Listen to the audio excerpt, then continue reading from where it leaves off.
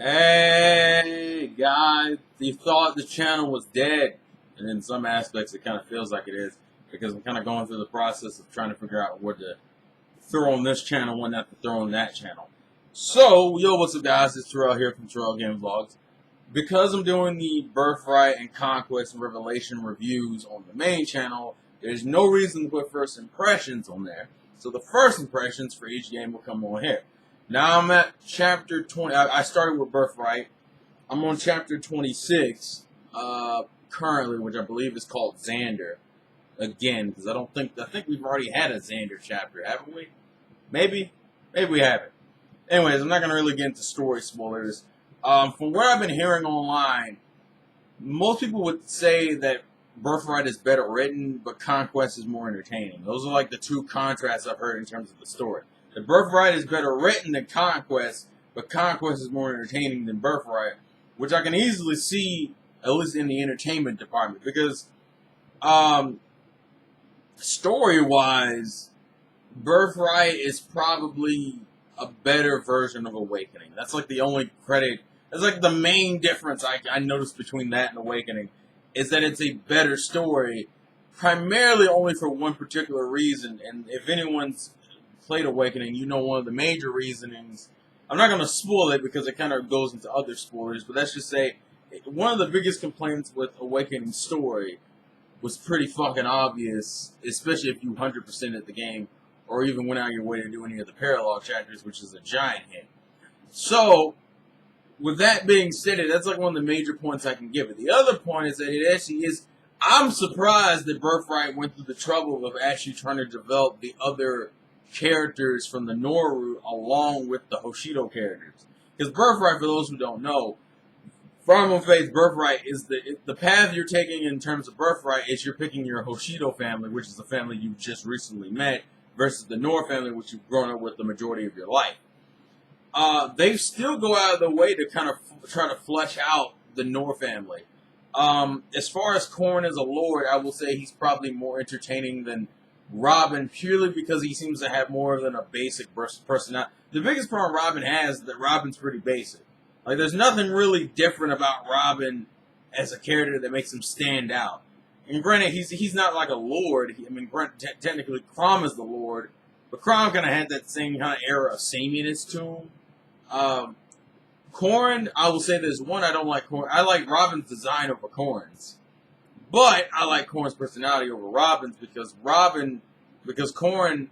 The one thing I've noticed about Corrin is that Corrin has a weird tendency to make a lot of jokes. He's not like cracking jokes every chapter, but he is kind of more of a comedy-oriented character in some aspect, which I'm glad. It's like, if you're going to give me this character, at least give him a tendency of cracking, give him something that makes him seem different than the average lord. And from what I've seen, his major quirk seems to be is that every once in a while he'll crack a few jokes or whatnot.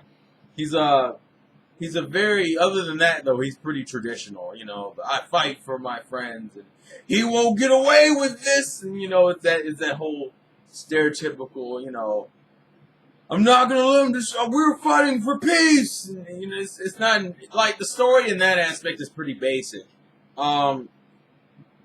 because the premise of Hoshido is pretty much after Korn regains his memories of, oh, Garen killed my father, and then stole me as a child, and then raised me and pretty much kept me secluded. So he stole me from my family and then hit me away, and he has a lot of pent-up aggression on top of the fact that, hey, this dude ain't doing the right shit. And I like how the fact that as you go throughout the game, you do get to see more and more of the problems that he's created. Although, because it's Fire Emblem, you run into the obvious problem of, oh, look, we gotta forcibly put you in situations where you have to fight people. Some of which aren't even like Norians. Some of them are just characters. I also find it kind of heart-wrenching that they do make you fight. Some of the units you'll end up recruiting on the secondary route.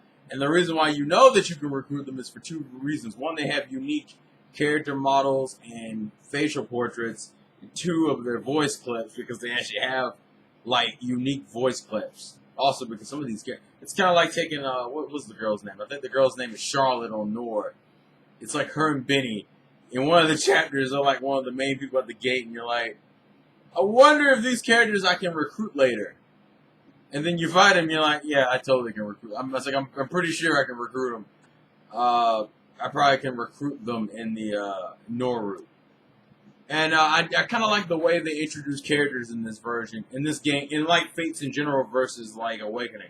In Awakening, you kind of just got characters haphazardly, which I guess has always been kind of the quirk. But some of them didn't have any reason to be around. Like, I think Panay showed out of nowhere. You had to pretty much convert Gaius and Tharja and shit. Donald, it was Donald. Mozu was Donald. That's all I'm going to say about that. If you know who Mozu is in Fates, and you already know, Mozu was Donald 2.0, except the system isn't as broken. Fates, as gameplay-wise, is not nowhere near as broken and abusable as Awakening was. So for all intents and purposes, Mozu is still a good character, but she isn't as broken as Donald will ever be, because Donald was fucking stupid. Donald was absolutely ridiculous in fucking Awakening. But the way they introduce new characters, and from what I've seen, it's almost the same way in Noah, is that you get like, because in Birthright your mains are like Takumi, Sakura, Ryuma, Hinoka. Yeah, those are the four. And half of I think like the majority of the side characters you get are fucking retainers. Like Takumi's is Ouroboros and Hinata. Stop it, phone. Sakura's is Hinata and Tsubaki. Ryoma's, I think, see, this is where I get fucked up, because I know Hinoka's is Setsuna and Azuma. And then, like, I think Ryoma's is supposed to be fucking Kagero and Saizo? It's kind of hard, because I never remember how that's supposed to go. Well, actually, I don't think it's Kagero, because Kagero, they always, and every time they introduce their retainers, it's always, like, in pairs. You always get them twice. Although I didn't notice that at certain points in the game, you just start getting characters randomly after playing for a while. That's how I got Izuna, and that's how I got Yukimura, which is interesting. But I like that approach to getting side characters and having them. And granted, it's only working Fates because the Fates is set up that like half your side characters are fucking retainers to your royal family siblings. I like Ryoma as a big brother. Sakura's kind of okay. The problem with Sakura is that she's not really used too much in the story, and she kind of plays off that typical Hinata type character and shit. I don't want to go too much further in the story, but I will go ahead and pick out some of my favorite characters I've either enjoyed on a personal level or fighting wise. I don't know why Mozu automatically appeals to me, and I don't know. She's like that country shit like Donald, although she has a lot worse of a backstory, by the way. But Mozu's probably interesting. I love her quotes. What was one of them where she's like, it's one of her critical hit quotes. I think she goes, "You smell like poo," and then proceeds to beat the shit out of you. It's the funniest, bro. I don't know why. That shit's funny as hell when I heard it. It's ridiculous. Mozu, I like. Kagero is great. Fucking Azuma is like one of my favorites. He has that deadpan humor. He kind of reminds me of Henry in that way, except he's just more of a sarcastic asshole. I kind of like Ouroboros, especially. I'm not gonna go into it, but Ouroboros I've kind of grown to like through her interactions with certain characters. Who am I met? Setsuna. I have a huge. Setsuna's like right. Setsuna's like right here. God damn it! I don't know why. Setsuna, you right here, son. You right here. Fucking love you. Kana is adorable.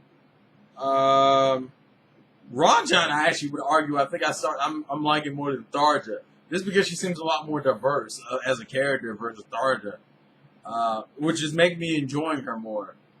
Trying to think. Is there anyone else I want to put on this list? These are just, and as I said, I don't know if I've gotten all the characters or not, but still.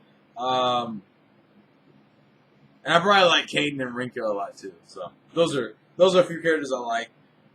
The game so far has been pretty fun. I like the diversity in maps. I don't want to go too far into it because obviously I'm pretty sure I'm like past the halfway point in the game.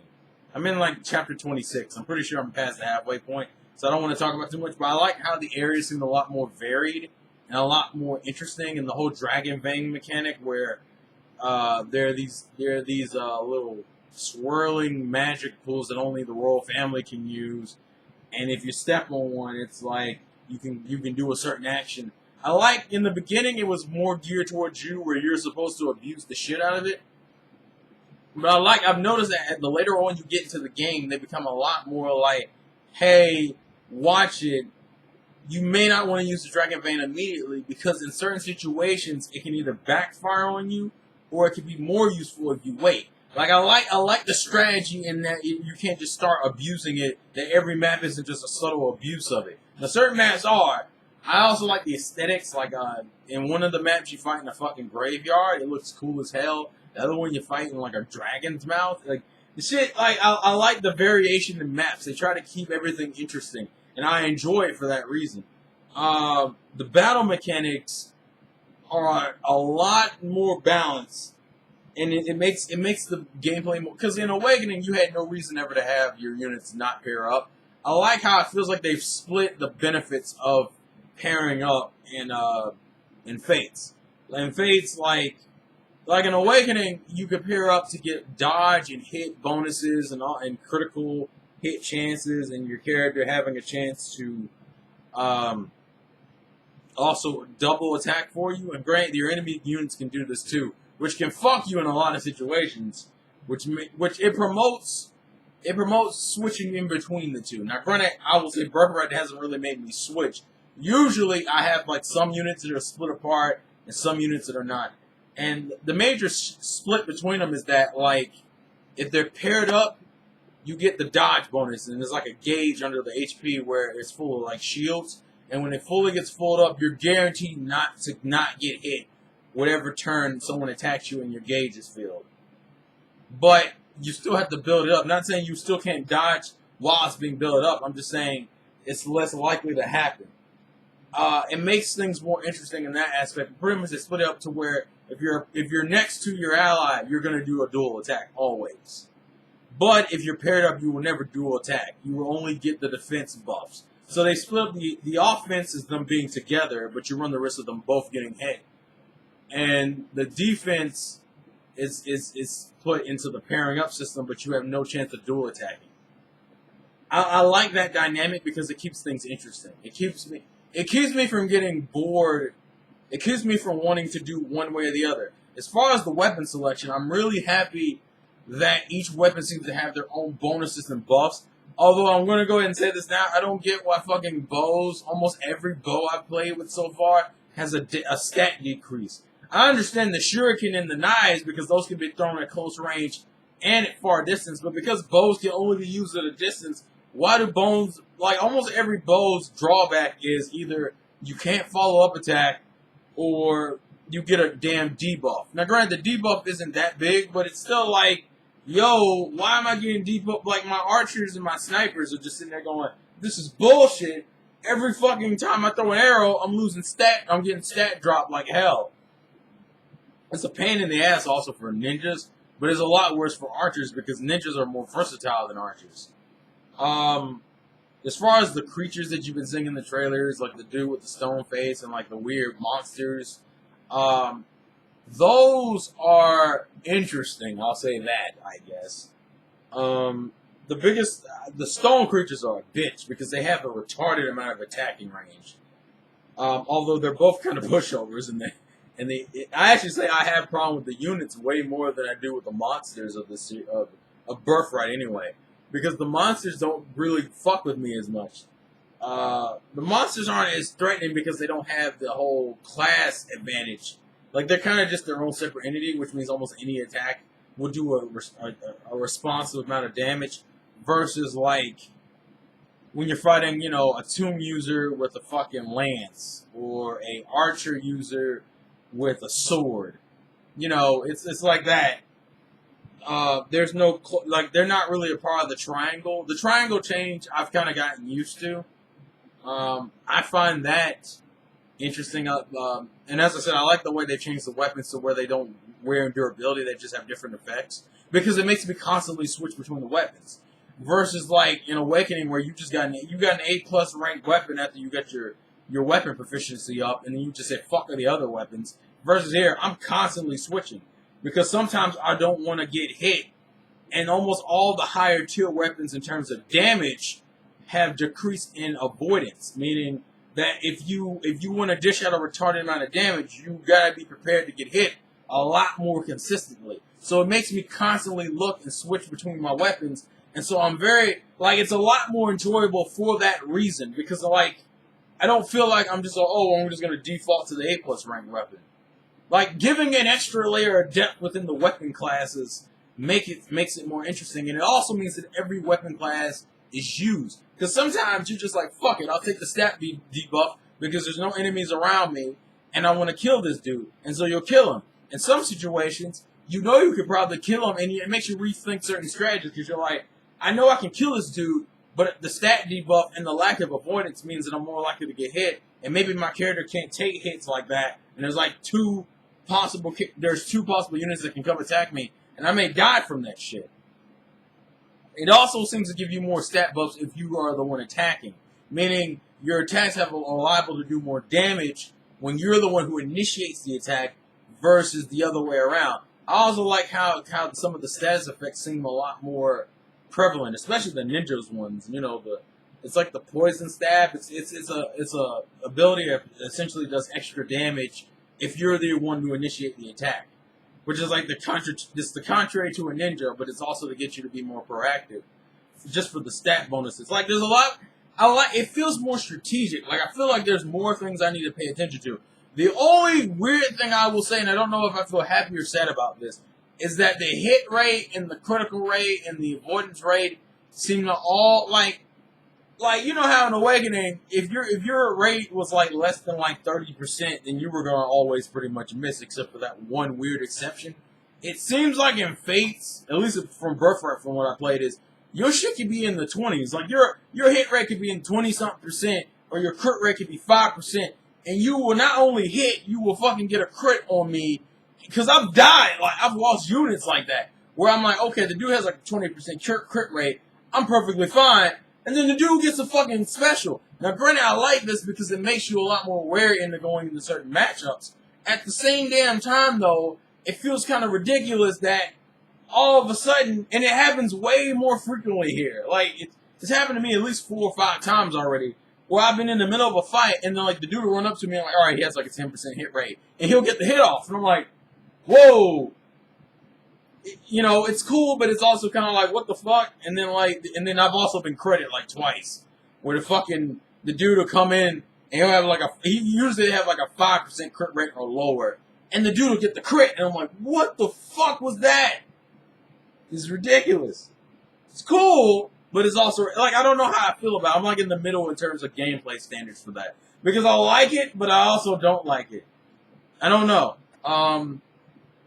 Those are just kind of my main beginning thoughts. I don't want to go too in depth because I'm going to go way more in depth when it comes to doing the full-on Birthright review, where I'm going to spoil the game rotten. I'm pretty sure I'll probably have it beat within the next week or two. But if anyone's playing Fire Emblem Fates and you're playing Birthright, tell me if you agree or disagree with any of my thoughts or comments on it. And if you're playing Conquest, is there any real major differences? Like, do you feel like Conquest is better or what? You know.